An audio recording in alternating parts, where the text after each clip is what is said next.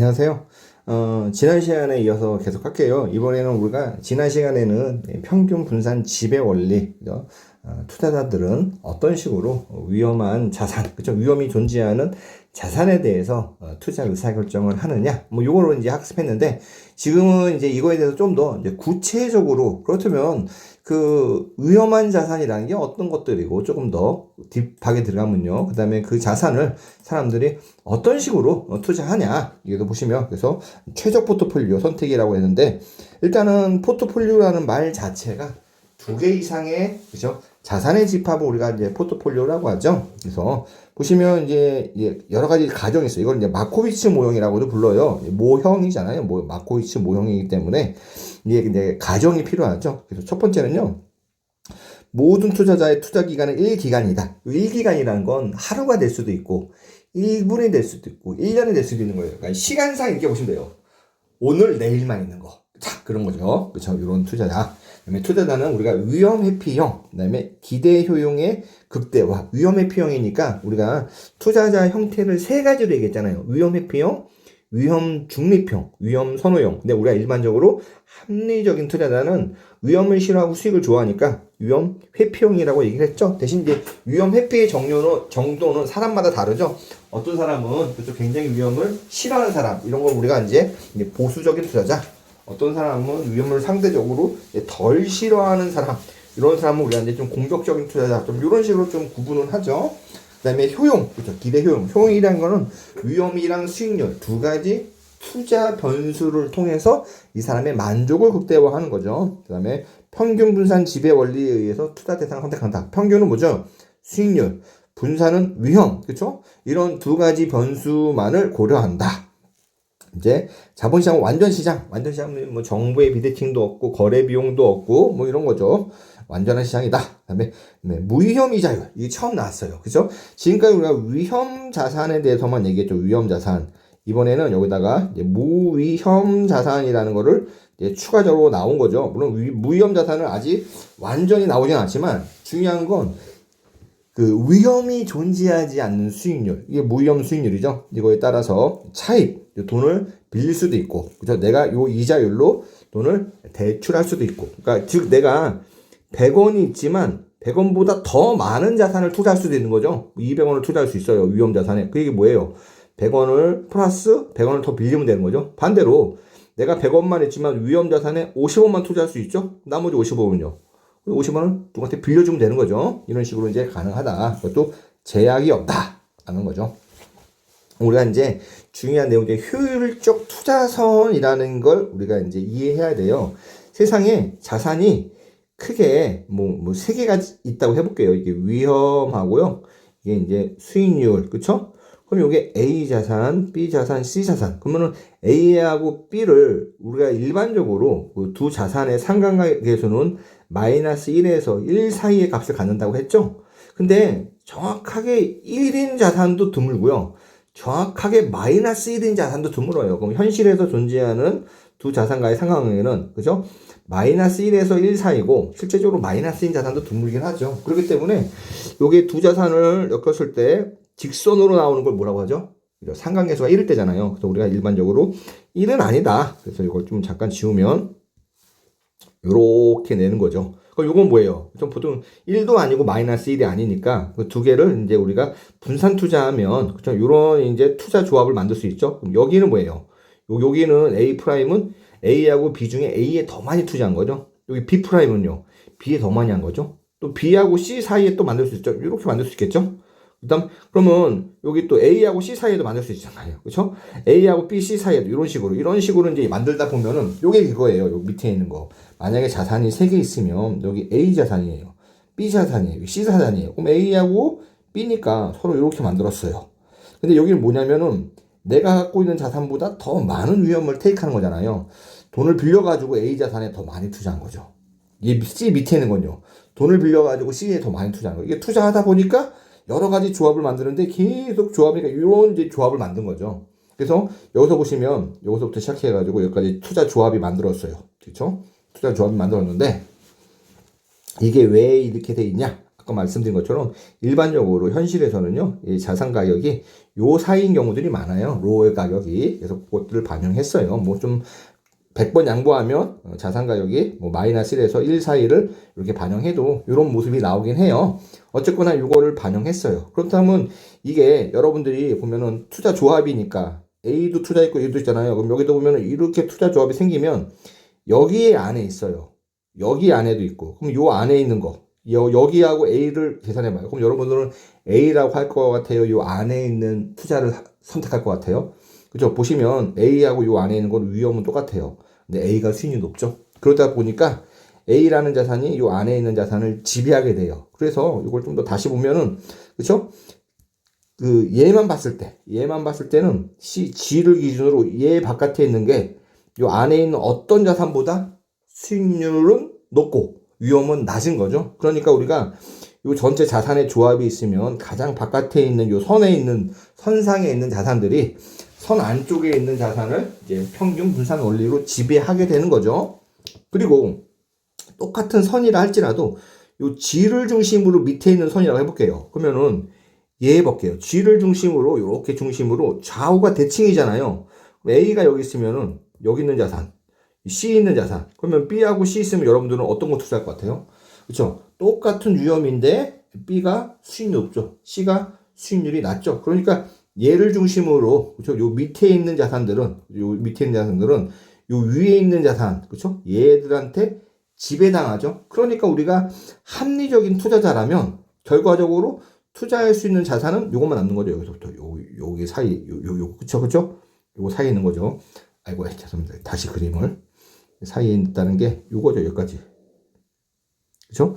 투자 조합 중에 요 G라는 걸 우리가 뭐라고 부르죠? 우리가 최소 분산 포트폴리오잖아요. 그죠? 투자 조합 중에 위험이 가장 작은 거. 이렇게 되는 거죠. 그래서 세 개의 자산을 있을 경우에는 이런 거지만 자산의 숫자가 많아지면 많을수록 이게 더 스무스해지고 요 선상이 왼쪽으로 더 많이 가게 되는 거죠.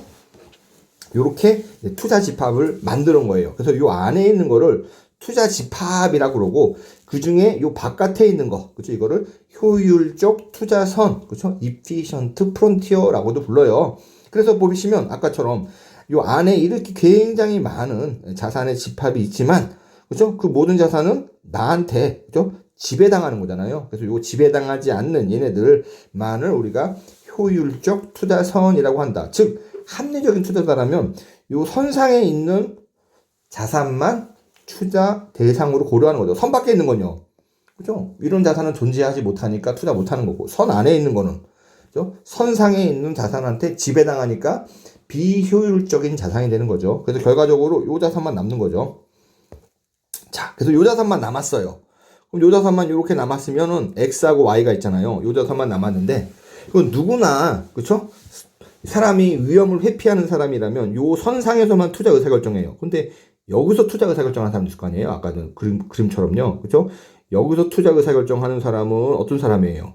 하이 리스크, 하이 리턴이죠?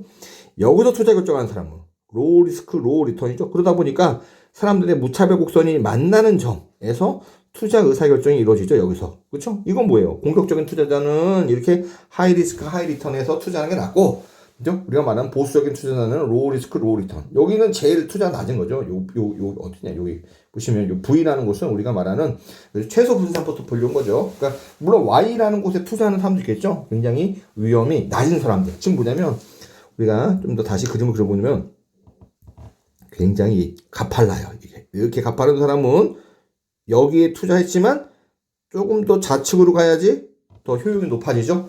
즉 이런 식으로 위험을 극도로 싫어하는 사람은 오히려 아까 요 최적 포트폴리오 여기보다 그렇죠? 요 Y를 더 좋아하는 거죠. 이런 식으로 한다면 이제 우리가 두 단계로 나눈 거죠.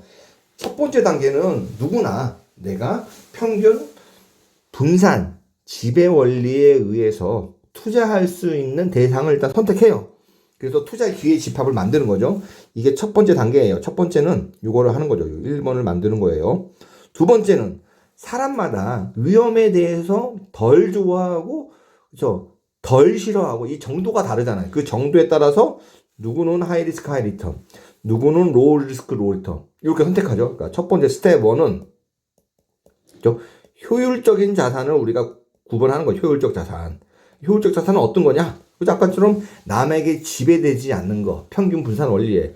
이거 찾아놨으면, 스텝 2는 이 자산 중에 나한테 맞는 게 뭐지? 그쵸? 나의 그 개인적인 취향을 반영하는 거죠. 뭐에 대한 취향이에요? 위험과 수익률에 대한 취향을 반영해가지고, 이 반영은 어떻게 돼요? 이게 이제 겹치는 점에서 성장하죠? 그러면은 최적 자산이 결정되죠. 내가 투자할 수 있는 최적 자산을 결정하는 거죠. 보통 이제 우리가 스텝 2로만까지만 설명하는데, 저 1번, 2번을 따르면 결과적으로는 나한테 어떤 자산이 제일 좋은지가 결정이 되는 거죠. 이게 바로 이제 최적 포트폴리오를 선택하는 거예요. 자, 그렇다면 평균 분산 포트폴리오 이론은 어떤 의미냐? 첫 번째는요, 여기서는 무위험 자산에 대해서 가정을 하지 않았어요. 무위험 이자율이라는 거는 존재한다고 말하지만, 무위험 자산이 있다, 없다라는 얘기는 안 했어요. 그래서 만약에, 지금은 이제 위험 자산만 있지만, 여기다 만약에 무위험 자산까지 있으면, 그죠? 자산이 하나 더 늘어난 거잖아요. 그 자산이 늘면 늘수록 우리가 더 좋은 포트폴리오 만들 수 있잖아요. 그렇기 때문에 무위험 자산을 더 넣는다면, 포트폴리오가 좀 더 풍성해지는 거죠. 그렇죠? 그리고 얘 또 이제 의미가 뭐냐면 포트폴리오의 수익률과 위험을 계산하기에 너무 많은 정보를 필요해요. 그렇죠? 보시면 자산이 N개가 있어요. 그러면 N개의 기대 수익률. 위험은요. 분산과 공분산이죠. N개의 분산, 공분산은 이만큼이 필요하죠. 그래서 이런 것들이 조금 있다. 그래서 여기 밑에 보시면 이에 대해서 계산 방법이 더 적은 정보를 통해서 포트폴리오의 기대 수익률과 위험을 계산한다. 이게 바로 시장 모형이고 이걸 이제 샤프라는 사람, 그죠? 이 만들어냈다. 이렇게 보시면 될 것 같아요. 샤프라는 사람이 만들어내는 시장 모형을 우리가 아마 다다음 시간쯤에 배울 것 같아요. 그러면 이제 자본 배분선이라는 거예요. 마코위츠의 평균 분산 모형에서 무위험 자산의 존재를 반영하지 않았어요. 만약에 무위험 자산이 존재하면 이 모형이 어떻게 변할까를 이제 보는 거예요. 그래서 보시면 무위험 자산이 무엇이냐? 무위험 자산은 일단은 기본적으로 비현실적이에요. 세상에 위험이 없는 자산이 없죠. 위험이 없다는 건 뭐예요? 외부에 어떤 변동이 있더라도 자산의 가격이 일정해야 되는 거예요. 자산의 가격. 가격이 일정하다는 건 뭐예요? 수익률에 대한 변동이 없는 거예요. 세상에 수익률이 요 시간이에요. 이제 수익률, 자산의 수익률이 이렇게 일정한데 존재하나요? 존재하지 않아요. 우리가 굉장히 안전한 자산이라고 불리는 금 자체도 그렇죠? 이렇게 가격이 변동하잖아요. 무형 자산은 극단적으로 수익률이 변동이 없다. 그 얘기는 가격 자체가 안 움직인다는 거예요. 가격이 움직인다는 것 자체가 위험이 있다는 거잖아요. 무형 자산은 가격이 일단 안 움직여요. 세상에 이런 안 움직이는 자산은 존재하지 않아요. 그러니까 이건 이론적으로 100% 완벽한 무위험 자산은 이론에서만 존재할 수 있는 자산인데 현실에서 이런 자산이 있냐? 왜냐면 아무리 이론을 우리가 만들어도 현실하고 좀 유사한 면이 있어야지 이론을 만들지. 현실에서 전혀 존재하지 않는 걸 이론으로 만들 필요는 없는 거죠. 만들 수도 없고요. 그래서 보니까 국가에서 발행하는 채권이 대체로 안정성이 매우 높더라. 얘네들은 예를 들어 이러죠. 우리나라 그죠? 웬만하면 파산을 잘 안 하지 않는다. 파산한다는 게 뭐예요? 국가에서 채권을 발행했어요. 그 얘기는 국가에서 돈을 빌린 거죠. 그러면 때 되면 이자 주고 때 되면 그죠? 원금 주면 되는 거예요. 근데 원금 이자를 제때로 주더라. 그래서 이거를 국가에서 발행한 이런 자산은 우리가 무위험 자산이라고 보자. 근데 국가에서 발행한 자산도 다 무위험은 아니에요. 자, 우리나라 IMF는 뭐예요? 그쵸. IMF는 왜 왔어요? 모라토리엄은 뭐예요? 모라토리엄이라는 게, 그쵸? 어떤 정부가 해외에 빚이 있는데, 야, 나 돈 없어서 못 갚았어. 나 파산했어. 그쵸? 이런 얘기를 하는 거잖아요. 세상에. 그렇기 때문에, 야, 국채도 설마 이런 식으로 모라토리엄이 있는데, 어떻게 국채가 무위험 자산이냐? 근데 국채를요, 우리가 두 가지로 봐요. 하나는 우리나라 정부가 있잖아요. 대한민국 정부가 우리나라 정부가 하나는 코리아 원으로 발행한 채권이 있고요. 다른 하나는 US 달러로 발행한 채권이 있잖아요. US 달러로 발행했으면 만기 때 US 달러로 줘야 되는데 문제는 어느 나라도 우리나라와 US 달러와의 거래를 안 하려고 그러면은 이 돈을 못 갚죠. 이건 문제가 있어요. 얘는 위험이 존재해요. 근데 원화로 발행했어요. 뭐 정부가 돈이 없어요. 돈이 없으면 어떡하죠? 한국은행에도 그냥 돈을 찍어내면 돼요. 그러니까 원화로 발행한 건 뭐 물가 상승률이 무거운 거네. 그렇죠? 정부에서 그냥 찍어내기만 하면 돈을 갚을 수 있어요. 그래서 그냥 우리가 좀 좁게 본다면 어떤 나라에서 정부가 원화로 채권을 발행했을 때 이 원화 채권을 그렇죠. 무위험 자산이라고 보자. 그러니까 예를 들어 우리 IMF든 또 아니면 뭐 남미나 이런 러시아 이런 데서 이제 모라토리움이 선언하는 건요. 그 나라가 해당 국가의 통화로 돈을 발행해가지고 돈을 못 갚는 게 아니에요. 달러로 돈을 발행했는데 달러로 돈을 빌렸는데 그 달러 돈을 못 갚으니까 이게 망한 거거든요. 그렇죠? 그러니까 그렇게 여러분들이 이제 보시면 될 것 같아요. 이거는 달러 돈을 못 갚아서 그런 건다. 그러니까 무위험 자산은 우리나라 정부가 우리나라 돈으로 돈을 채권을 발행하면 이건 이제 무위험 채권이라고 할 수 있다. 그죠? 뭐 달러를 못 갚든 IMF가 되든 그죠? 한국은행에서 돈 찍어내면 갚을 수 있으니까요. 그래서 우리나라 국가에서 발행한 채권을 이런 무위험 자산의 대용치로 보자. 그러면 그래 현실에서 100% 무위험 자산 없지만 굉장히 유사한 무위험 자산인데 그죠? 가격은 조금 변할지라도 이 못 갚는다라고 배째라는 일은 안 일어나겠네. 그럼 이걸 좀 우리가 넓게 본다면 좀 타협을 한다면 무위험 자산으로 보면 어떻게 있느냐? 그래 괜찮아. 이렇게 되는 거예요. 그래서 무위험 자산이 있으면 이제 우리가 세상에는 이제 크게 두 가지 자산으로 구분할게요. 물론 위험 자산 안에도요 보면은 뭐 채권이 있고 그렇죠? 뭐 주식도 있고 쉽게 말하면 부동산도 있을 거 아니에요. 채권도 보면은요.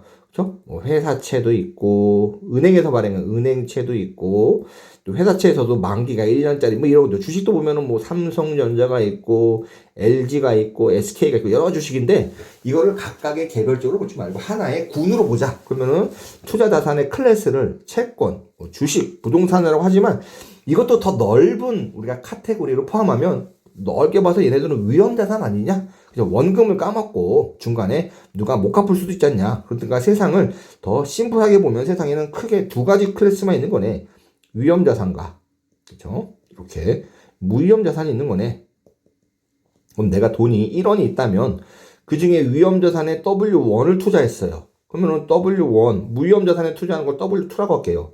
W2 투자 비율이 1이겠죠? 그러면은 W2는 여기 보시면 1 빼기 W1이죠.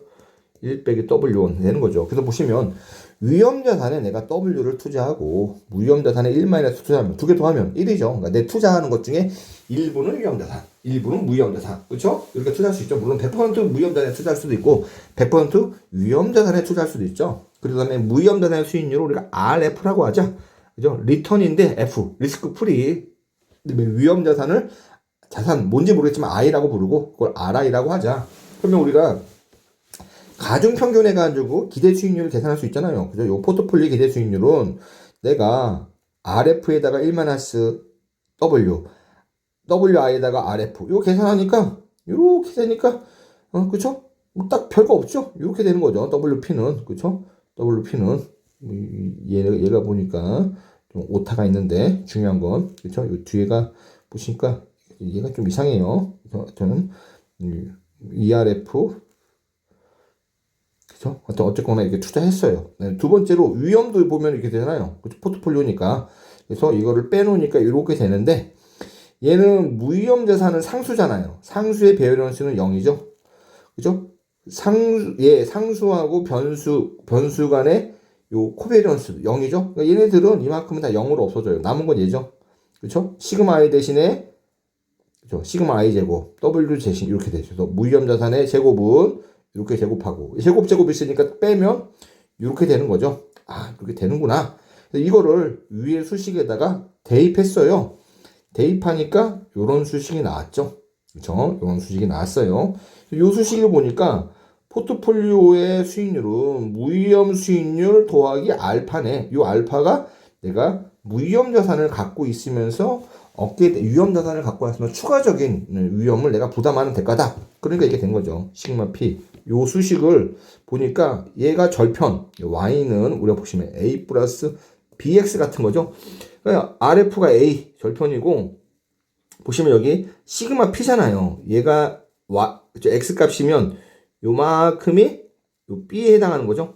그러니까 요 기울기가 2R 예를 들어 T 빼기 RF의 시그마 T 혹은 시그마 I 이렇게 쓸 수 있는 거죠. 그 위험 T라는 포트폴리오의 위험 한 단위당 무위험 자산 대비 위험 자산의 수익률 이거 우리가 위험 프리미엄이라고 하죠. 이거를 이제 그림으로 나타내니까 이렇게 된다. 이걸 또 다르게 본다면요. 원래는 우리가 처음에 이게 효율적 포트폴리오가 이렇게 있었잖아요.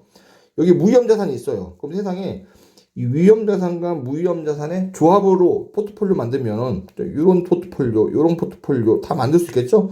그러면 이런 포트폴리오 만들려면은 내가 위험을 이만큼 투자하는데 보상이 이만큼이에요. 이 포트폴리오는요. 위험을 이만큼 투자하는데 보상을 더 많이 줘요. 이 포트폴리오는 위험 대비 수익률이 제일 높아요.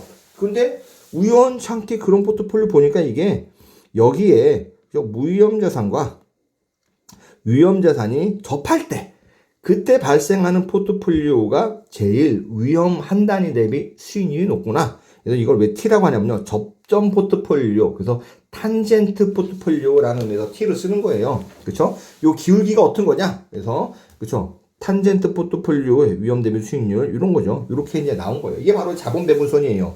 근데 왜 자본을 배분하냐? 라는 건 뭐냐면, 내가 만약에 여기 투자했어요. 100% 돈을 여기다만 투자하면 뭐예요? 100% 돈을 내가 위험자산에 투자한 거예요. 여기다만 투자하면요. 100% 돈을 내가 무위험자산에 투자한 거죠. 이 중간에 투자하는 건요. 일부는 위험자산, 일부는 무위험자산에 투자하는 거예요. 만약에 내가 여기에 투자하면요. 전부 다 내가 갖고 있는 돈보다 더 많은 돈을 빌려가지고 위험자산에 투자하는 거죠. 즉, 얘를 기준으로 이쪽에 투자하는 거는 쉽게 말하면 내가 위험자산에 투자하는 건 뭐예요? 돈을 빌려주는 거죠. 돈을 빌려주는 거예요. 그렇죠? 채권을 사는 거예요. 그래서 돈을 빌려 대출 포트폴리오라고 부르고 여기에 투자하는 거죠. 내가 있는 돈보다 돈을 더 많이 투자하는 거예요. 돈을 빌려야겠죠? 무혐의자율로. 이걸 차익 포트폴리오라고 그러죠. 그래서 자본 배분에서는 이런 거죠. 내가 돈이 있는데 얼마를 주식에 사고 쉽게 말하면 얼마를 예금으로 넣어놓을 거냐 뭐 이런 거를 결정하는 거예요. 그래서 이 선상에서 결정이 된다. 그래서 이 선을 통해서 우리가 그 자본을 배분한다. 얼마를 주식에 투자하고 얼마를 채권에 투자하고 뭐 이렇게 보시면 돼요. 그다음은 예를 들어 여기에 투자하는 애들은 하이 리스크 하이 리턴이죠. 여기에 투자하는 애들은 로우 리스크 로우 리턴이죠. 아 그렇구나. 여기에 투자하는 애들은 내가 그만큼 위험을 많이 부담할 테니 수익률을 많이 나고 그러니까 나는 돈을 빌려서라도 주식 투자를 해야겠다라는 애들이고 반대로 있는 애들은 아하 나는 돈 빌려서까지는 아니야. 그 정도로 나는 위험 큰 거를 선호하지 않아. 그러니까 나는 돈을 안 빌려서 투자할래. 라는 애들이 이제 왼쪽에 있는 애들이죠. 그래서 자본 배분선이라는 의미는, 그죠? 갖고 있는 돈을 일부를 무위험자산, 일부를 위험자산에 얼마큼 투자할지 결정해주는 선이다. 라고 보시면 될 것 같아요. 그러면 최대 포트폴리오는 아까 말씀대로 요거만 남죠. 왜? 요 밑에 있는 애도 어떻게 돼요? 요 선에 의해서 다 지배되죠. 즉, 원래 투자 가능 집합이 이만큼 있었잖아요. 근데 연결하다 보니까 여기가 제일 좋다. 그러면 요 밑에 있는 애들은 어떻게 될까요? 요 밑에 있는 애들은. 그렇죠? 얘를 본다면 얘는 똑같은 위험의 수익률이 높아요. 얘는요. 똑같은 위험인데 수익률이 낮아요. 그러니까 요 선의 밑에 있는 모든 자산은 이 자본배분선에 의해서 우리가 지배당한다라고 하는 거죠. 자본배분선은요. CA인데요. 캐피탈, 그렇죠?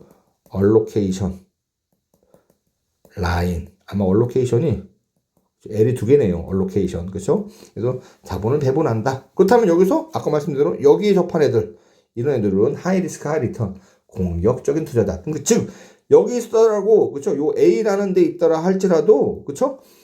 우리가 위험 선호형은 아니에요. 전부 다 위험 회피형인데 얼마큼 위험을 더 싫어하고 덜 싫어하냐 그 차이만 존재하는 거죠. 자, 그래서 보시면 여기 아까 말씀드린 것처럼 이 포트폴리오 오른쪽으로 한다면 내가 돈을 빌려서까지 주식 투자하는 애들, 그쵸? 얘네들은 이제 차익 포트폴리오라는 애들. 왼쪽에 있는 애들은 야, 나는 주식을 그렇게 싫어. 나는 주식에 일부 투자하고 나머지를 그냥 은행에 예금만 시켜버리면 이건 이제 대출 포트폴리오 이렇게 되는 거죠. 이렇게 이제 바뀌는 거죠. 그러니까 즉 뭐냐면 똑같죠. 스텝 1은 뭐예요? 스텝 1은 CAL을 만들고, 그쵸? 야, 우리가 어떤 걸 투자하지? 라고 이제 투자할 수 있는 집합을 만들고, 스텝 2는요. 그쵸? 스텝 2는 그 중에서 나의 취향 존중이죠. 개인의 취향을 존중해가지고 선택하면 되는 거 아니냐. 이런 식으로 투자 의사결정은 2단계에 걸쳐서 이루어진다. 어떤 걸 투자하지? 그래, 그 중에 제일 좋은 걸 찾아보자. 제일 좋은 걸 찾았어요. 그럼 두 번째, 그 제일 좋은 것 중에서 어떤 걸 구체적으로 뭘 투자하지? 뭐, 그건 뭐, 네 취향에 따라서 투자해. 라는 거죠. 그래서 이걸 제가 설명을 드리면 우리 교재에는 더 자세히 나오는데 이런 거예요. 음식을 먹어요. 배가 너무 고픈데? 밥을 먹어야 되는데? 그러면 밥 먹을 때 양식, 뭐, 일식, 그쵸? 뭐 프랑스 요리, 여러 가지 요리가 있어요. 그래서 세상에 이제 밥을 먹으려고 그래. 이걸 이제 굳이 이제 밥 먹는 거랑 비교하면 이만큼 뭐 먹을 게 있어요. 그러니까 보니까 여기는 양식이 있어, 양식. 뭐 스테이크나 이런 거. 여기는 일식이 있어. 여기는 한식이 있어. 여기는 중식이 있어. 여기는 베트남 음식이 있어. 여기는 뭐 인도 음식이 있어. 뭐 여러 가지 음식이 있을 거 아니야. 근데 여기는 보시니까 어떤 면 독버섯 먹으면 죽는 애. 여기는 무슨 쓰레기 같은 음식들이 있어요. 막 이런 거. 이 중에서 우리가 먹을 수 있는 음식은 빼고, 그죠? 먹을 수 없는 거. 이런 애들은 다 제외시키자. 그래서 이제 먹을 수 있는 걸 뽑아냈어요. 이만큼이 나왔어요. 이게 바로 효율적 투자선이죠. 효율적 투자선. 효율적 투자선. 요거 먼저, 그죠? 누구나 이 중에서 음식을 고른다고 생각하지, 그러니까 먹을 수 있는 거죠. 이 중에서 못 먹는 음식은 없는 거예요. 다 먹을 수 있는 거예요. 근데 이 단계로는, 야, 나는 보니까 양식이 오늘 좋은데? 아니야. 나는 원래 한식을 더 좋아해. 그러면은 한식을 이렇게 그렇죠, 선택 막 하고. 그럼 뭐예요? 두 번째는 요 먹을 수 있는 음식 중에서 본인의 취향에 따라 선택하는 거죠. 이게 바로 2단계죠. 그래서 우리가 투자라는 것도 똑같아요. 내가 평균 분산 지배 원리에 의해서 제일 효율적인 투자안을 먼저 투자 가능 집합을 이렇게 선택해 놓은 거죠. 그 중에서 어떤 거 투자하지? 그거는 뭐 당신의 위험에 대한 그죠? 취향대로 선택하세요 라는 거죠. 2단계를 거친다. 이거 굉장히 중요해요. 그래서 제가 반복 드리는 거예요. 이거는 우리 이제 요 해당하는 장의 연습 문제 있는데 이 정도의 연습 문제 풀어요. 보시면 2015년 회계사 1차 기출이에요. 그래서 요 정도 풀어요. 한번 풀어볼까요? 한번? 원래 이거 잘 안 풀어드리는데 시간이 좀 있으니까 풀어볼게요. 보시면 시장에는 두 개의 위험자산만 있대요. 세상에 두 개만 있는 거예요. 위험자산. 두 위험자산의 기대 수익률은 동일하대요. 즉 A니까 ERA하고 ERB 동일하대요. 그렇죠? 위험도 동일하대요. 시그마 A하고 시그마 B래요. 위험 회피적인 투자자 값은 두 개의 위험자산 A와 B로 포트폴리오를 구성하려고 하는데요. 최적 포트폴리오에서 위험자산 A에 대한 투자 비율은 얼마인가? 그렇죠? 이 두 자산의 공분산이 0이래요. 그럼 투자 비중이 얼마냐? 그럼 오늘 보시면요. 위험 회피적 투자자 값은 위험자산 A와 B로 구성하려다. 최적 포트폴리오에 대한 투자 비율이죠. 최적 포트폴리오는 얼마큼 투자해야 되냐? 내가 어떻게 알아? 최소 분산이 아니에요. 나한테 제일 좋은 포트폴리오래요. 공분산은 0이라는 거예요. 일단은 요 자산의 수익률은 어떻게 돼요? 수익률은 똑같아요. 즉 내가 A에 몰빵 하나 B에 몰빵 하나 수익률은 똑같아요. 그러면 그것까지 모르겠거든요. 그러면 수익률은 같으니까 위험을 최소화해야겠죠. 근데 보면 위험도 둘이 같대요. 그래서 이 위험을 그렇죠? 최소화하니까 왜냐면 100% A에 투자해도 위험은 시그마 A, 100% B에 투자해도 시그마 B예요. 근데 공분산이 0이기 때문에 분산 투자하면 나라죠. 위험을 볼까요? 시그마 P의 제곱은 W1의 제곱 시그마 1의 제곱 플러스 1만 해서 W1의 제곱 시그마 2의 제곱 플러스 2 그쵸? W1, W2, 시그마 1, 2죠? 근데 얘 공분산이 지금 얼마래요? 0이 되죠? 얘는 0으로 가는 거예요. 투자 비중이 얼마든가 간에 얘랑 얘는 지금 같은 값을 갖잖아요. 그쵸? W1의 제곱, 시그마 1의 제곱, 플러스 1마이너스 W1의 제곱, 시그마 1의 제곱. 이렇게 되는 거죠. 그러면은 이 포트폴리오에, 그죠? 표준변차를 최소로 만드는 거죠. 우리 이전 시간에 배웠죠? 최소 분산 포트폴리오. 기억나나요? W1은 시그마 1의 제곱 플러스 시그마 2의 제곱 마이너스 2, 시그마 1, 2, 시그마 2의 제곱 마이너스 시그마, 그쵸? 1, 2. 근데 이 공무산이 0이랬잖아요. 그럼 0이라고 했으니까 얘네들은 0으로 없어지고 얘도 0으로 없어지고 남는 거는 시그마 2의 제곱, 시그마 1의 제곱 플러스 시그마 2의 제곱이죠. 근데 시그마 1과 시그마 2가 서로 같다고 했잖아요. 그리고 시그마 1의 제곱, 시그마 1의 제곱, 시그마 1의 제곱 이렇게 바꿔도 되죠. 그러면은 이 시그마 1의 제곱, 시그마 1의 제곱 그쵸? 뚝뚝 하면 2분의 1. 즉 첫 번째 주식이 50%. 그럼 두 번째 주식에는 자동적으로 50%죠. 얼마냐? 4번이다. 이렇게 그걸 계산하는 거죠. 뭐 어렵지 않아요. 이게 문제의 의미만 아시면 푸실 수 있어요. 자, 이번 시간까지 하겠습니다. 예, 감사합니다.